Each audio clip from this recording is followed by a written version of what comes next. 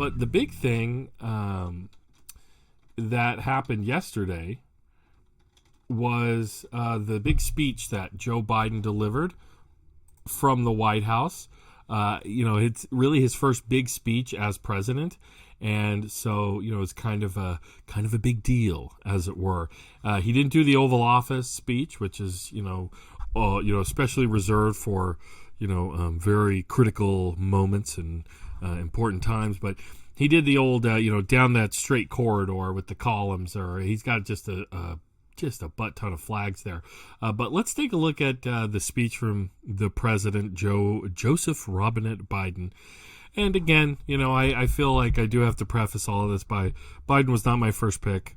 Bernie was my first pick.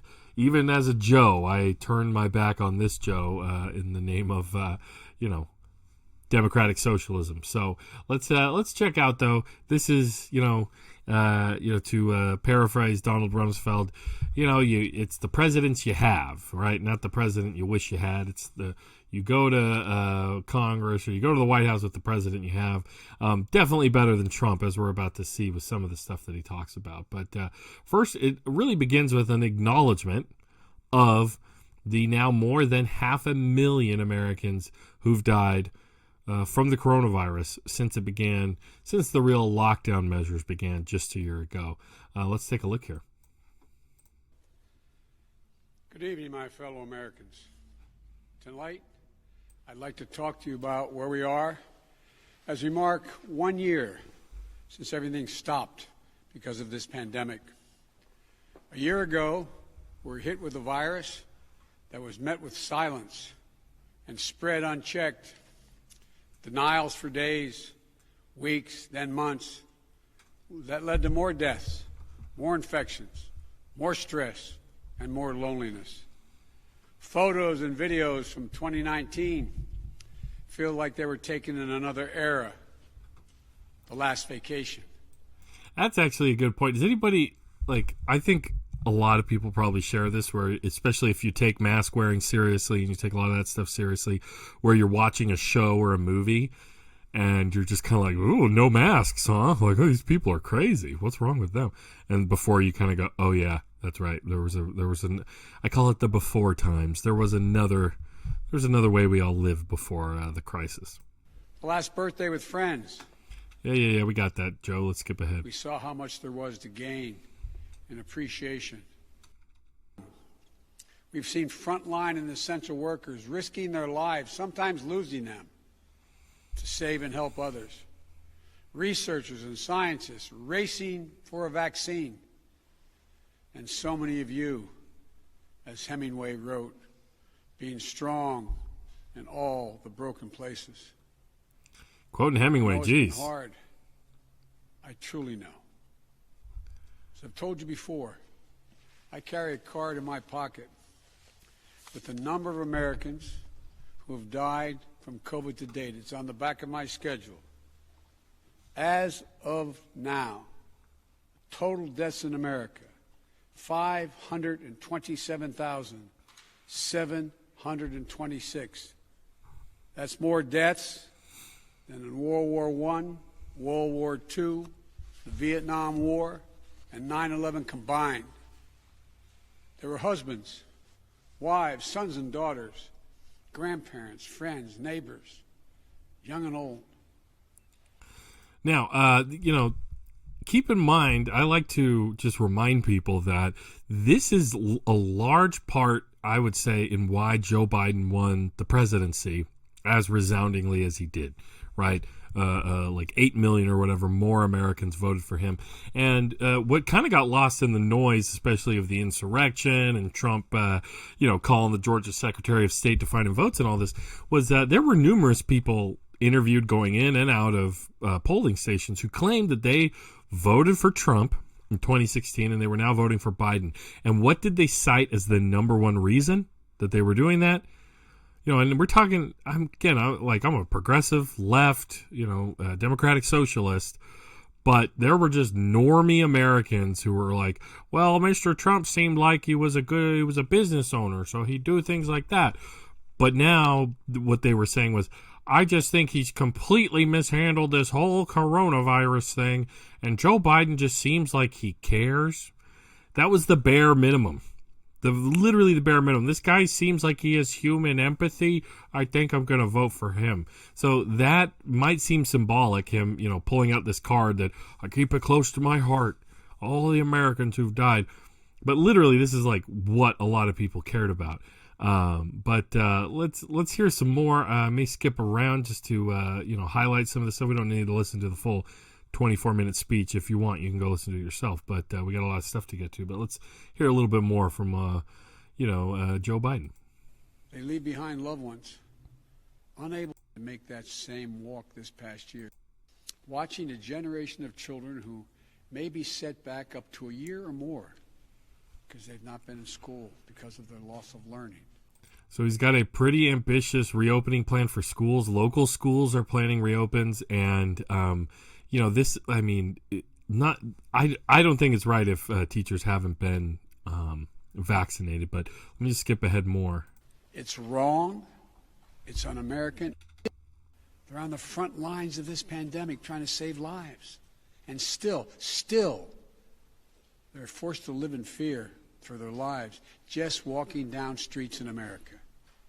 It's this was big. Sorry, let me back Americans who've been attacked, harassed, pitted against one another instead of working with each other. He's talking about the anti-mask stuff, how it was made political. Last week I talked about his Neanderthal thinking comments that upset people, but now he doesn't just bring up how Americans were pitted against each other because masks were politicized by Republicans and hatred of Fauci and all this other stuff, but of the massive wave of hate crimes that we've seen against Asian Americans. And so let's hear a bit about that. Vicious hate crimes against Asian Americans who've been attacked, harassed, blamed, and scapegoated. At this very moment, so many of them are fellow Americans. They're on the front lines of this pandemic trying to save lives. And still, they're forced to live in fear for their lives just walking down streets in America. It's wrong, it's un-American, and it must stop. Look, we know what we need to do to beat this virus. So, and this is another thing, like, we have to be honest about the repercussions of all the blame game that Trump played and the shifting of responsibility away from himself. And one of the big examples of that was calling coronavirus the China virus, right?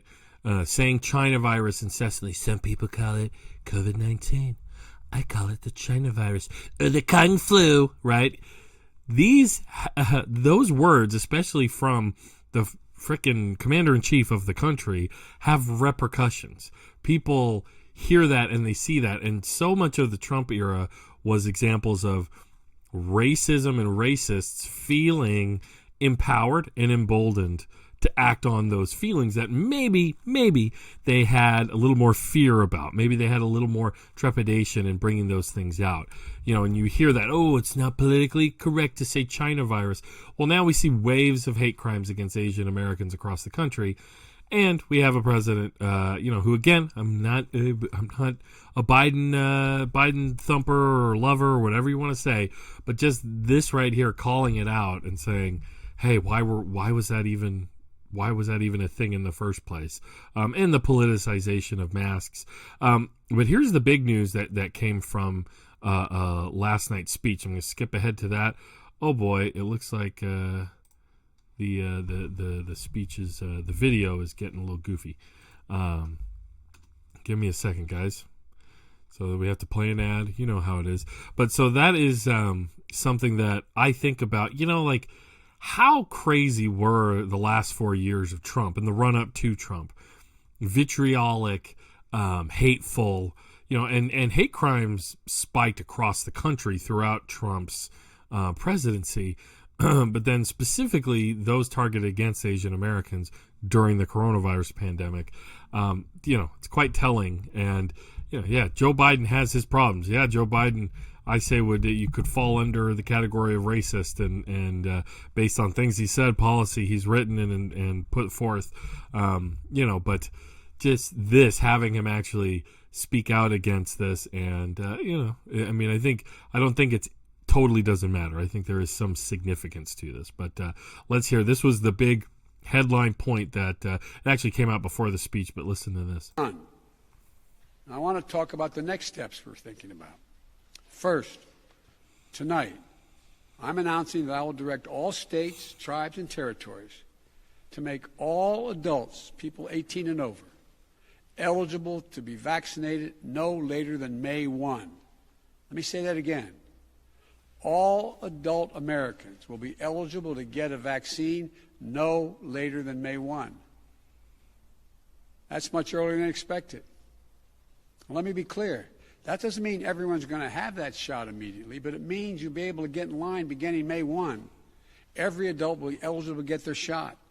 And to do this, we're going to go from 1 million shots a day that I promised in December, before I was sworn in, to beating our current pace of 2 million shots a day, outpacing the rest of the world.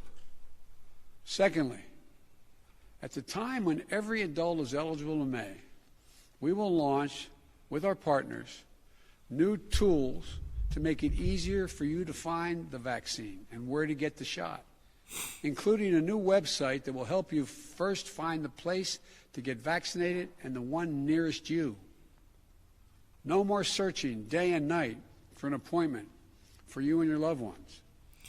Thirdly, with the passage of the American Rescue Plan, and I thank again the House, the bill in Congress, House and Senate for passing it, and my announcement last month of a plan to vaccinate teachers and school staff, including bus drivers, we can accelerate massive nationwide effort to reopen our schools safely and meet my goal that I stated at the same time, about 100 million shots, of opening a majority of K through 8 schools in my first 100 days in office. Okay, I mean, and that's a big deal too.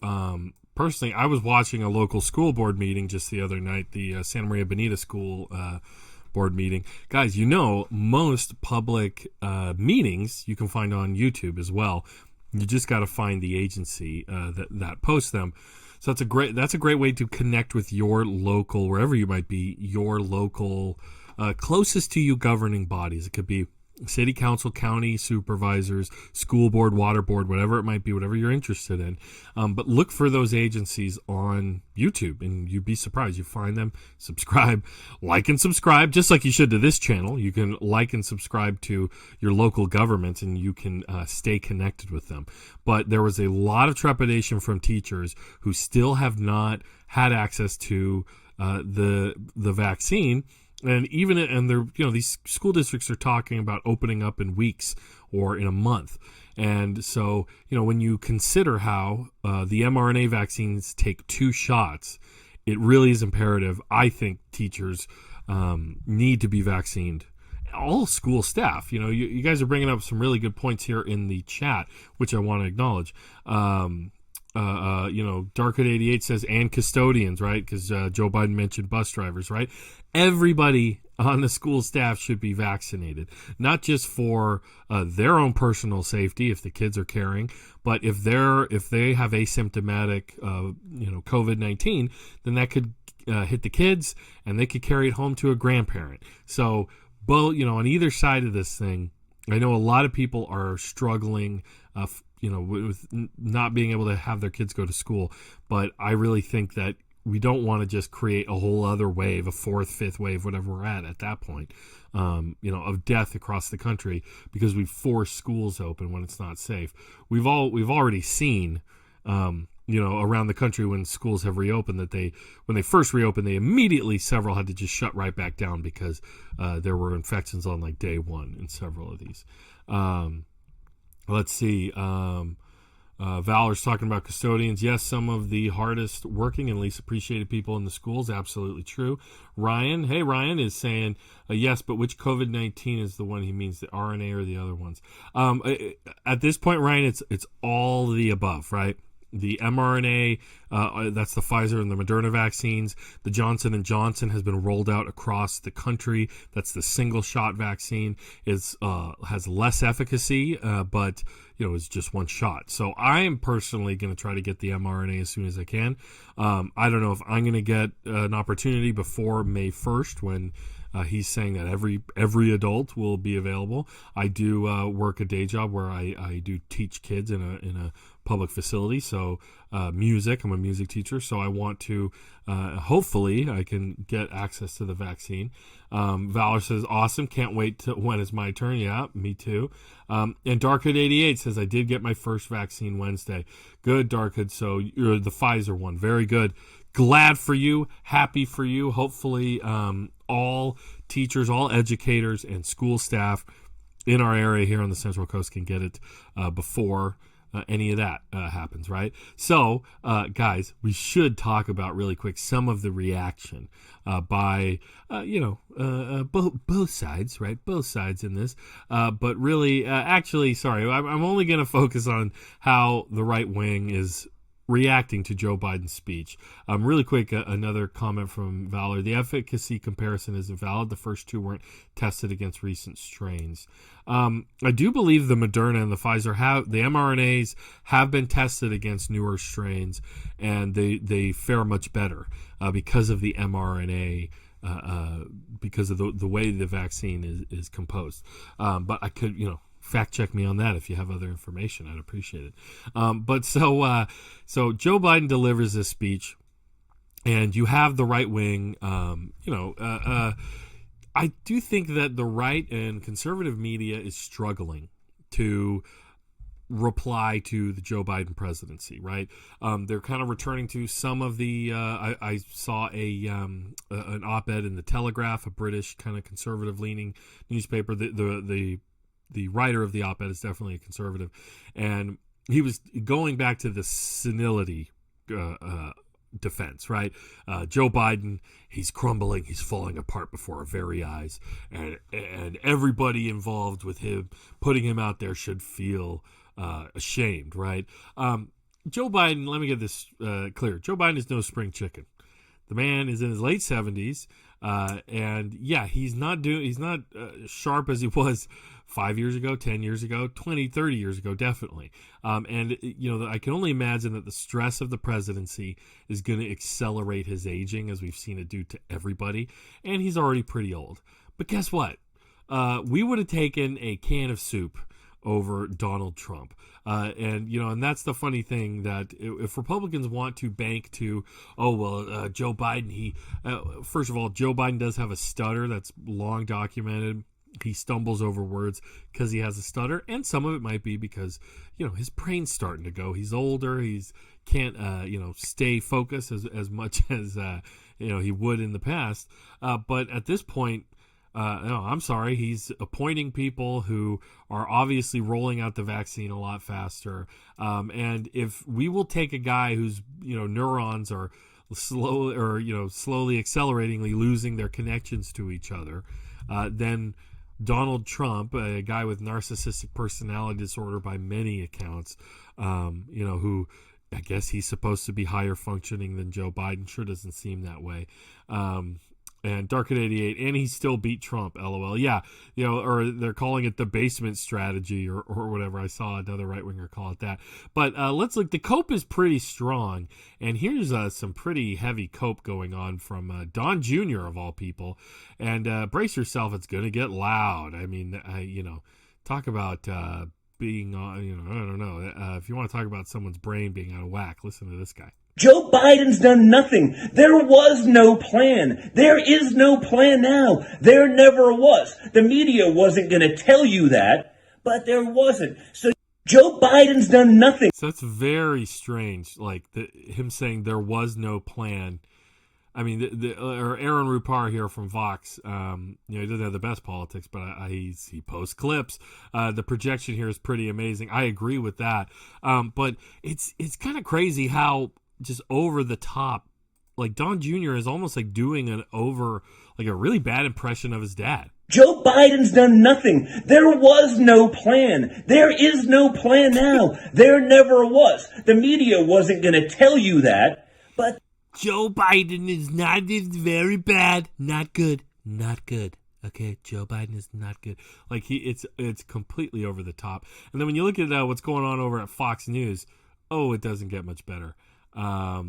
Well, at Fox News, they're saying, how come Donald Trump isn't getting the credit for this? Here goes Kilmeade again. I know you guys love Kilmeade. Keep in mind some of the things that Joe Biden had an opportunity to be that unifier, the uniter that he talked about in his inaugural. He could talk about Operation Warp Speed, how it exceeded expectations. He could talk about how the third vaccine was almost ready to go when he took office, and two, was already wowing the world, including got it okayed in England first. And since when is it a great idea to make more vaccine? It turns out, according to the New York Times, Donald Trump was set by July to have 800 million vaccines just for the 2 that was approved. So that was already done. Number 3, can we stop praising Anthony Fauci and saying he's world renowned? They're still mad about Fauci, guys. Why are we talking so nice about Fauci? We hate Fauci. This is not unity, Joe Biden. What happened to unity? And then this guy, I can't remember his name, but he's some kind of wacky conservative. Listen to this, This speech that Joe Biden gave is the most disgusting, propagandistic speech that a demagogue, even a politician, has ever given. It is pathetic. And you'll see it. They're really calling Joe Biden a demagogue after 4 years of Trump. A guy who gave a speech on the day of the electoral college count in the Congress and said, you have to fight for your country, you have to fight when an election is stolen, and then a mob of his supporters attacked Congress and politicians. So yes, of course, so much demagogue. Yes, Levin, that's Levin. Thank you very much, Jay.